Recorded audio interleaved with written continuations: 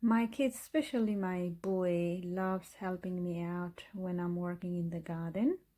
So during his winter vacation, we did a few fun sewing activities. Out of those, watercress sewing and planting was the most easiest and successful. So I'm just gonna show you how we did this, and thanks to the YouTube for the idea.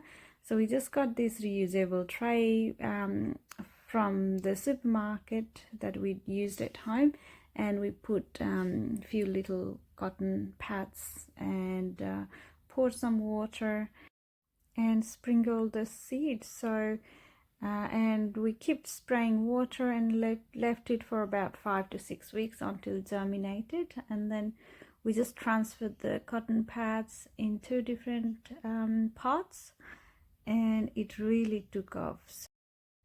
So this video on the screen is after one harvest, and it's been about 9 to 10 weeks since we sowed.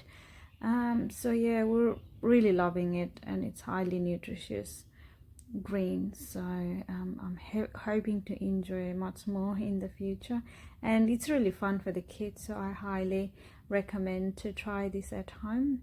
And yeah, thanks for watching.